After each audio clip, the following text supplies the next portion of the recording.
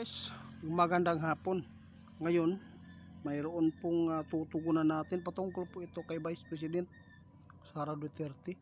Marami ngayon ang nagpaabot sa atin. Gusto daw nilang ipaabot sa ating kaibigan kung mayroon pa bang makakatalo kay Sara Duterte pagdating sa eleksyon ngayon taong 2028 President.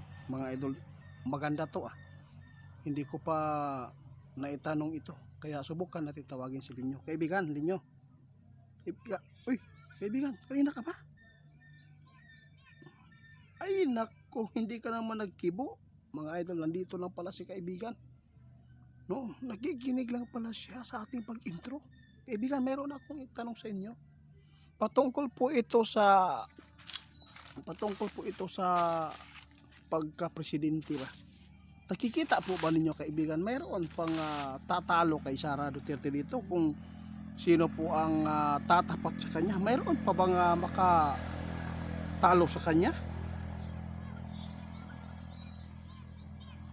Ay nako mga idol, sinabi na.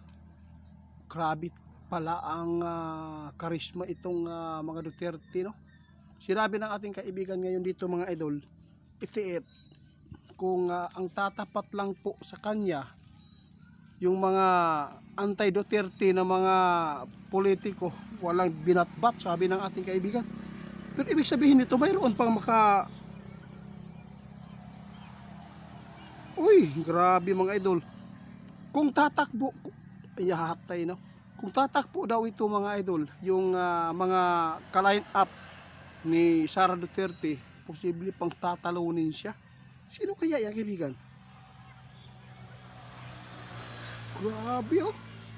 Guys, sabi natin kaibigan, no? Kung mayroon pong magbabaliktad sa team ng Duterte, yung mga senador ngayon na unang-una sa survey, posible pa daw yung nakita ng ating kaibigan na posibleng tumalo kay Sara Duterte dito. Pero labo naman po daw kaibigan, no? Grabe guys, hindi ako makapaniwala dito.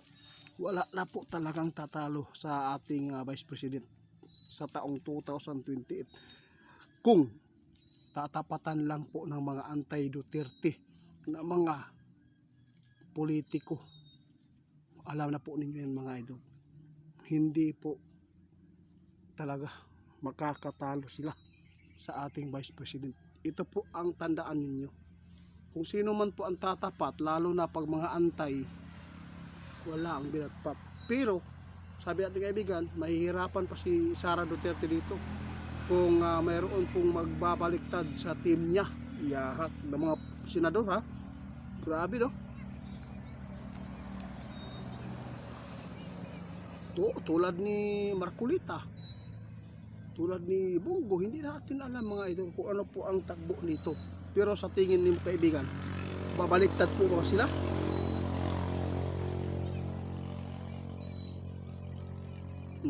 Sakto ka, tama ka.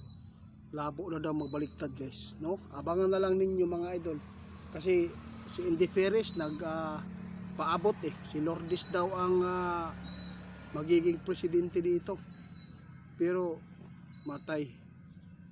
Katatawanan naman yung sinasabi ni Indy Ferris kaibigan. Puro mga kabutbutan ng iya kaibigan, di ba? Oo nga, paano manalo yun? Hindi naman yan kilala, di ba kaibigan? Grabe naman.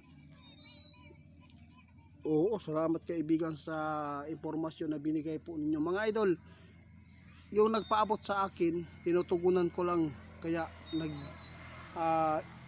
iba po ang ating topic. Patungkol po ito kay Sara, kung sino po daw ang makakatapat at sino po ang makakatalo sa kanya. Kung ang tatapat lang yung mga anti-Duterte na mga politiko, walang binatpat, yun po ang sabi ng ating kaibigan, walang mananalo. Oh, grabe, nakita ninyo nang pumunta sila doon sa ibang bansa, ano po ang nangyari? Sinugot siya ng mga Pilipino nating mga kababayan doon sa San Francisco, California. Awan ko lang saan. basta doon sa ibang bansa, no? Grabe po ang pagdumog sa kanya ng mga suporta. Grabe. Kung si BBM yun, pumunta daw at si Claire, sigurado, wala pang klaro, ipapahiya uli. Oh, grabe. Talagang bagsak na bagsak po ang rating ni BBM. Marami pa lang mga Pilipino ang hindi na naniniwala sa kanya. Ito po ang sabi ng ating kaibigan. Totoo yan. Kasi kapag nag-speech si BBM, parang nawawala po siya sa tono, parang nawawala siya sa kanyang direksyon, sa kanyang isipan. Iba po ang lumalabas sa kanyang bibig na. Imaginin mo yung rocket, magpapalipad daw ang Pilipinas ng rocket. Kung ilan po ang gagastusin niyan, 17 billion.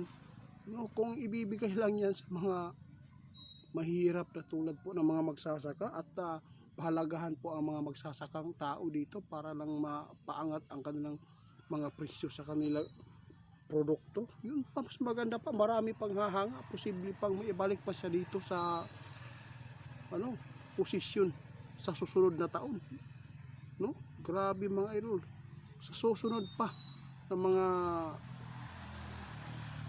uupo dito sa atin, hindi pala sa susunod na taon. Sorry po mga idol.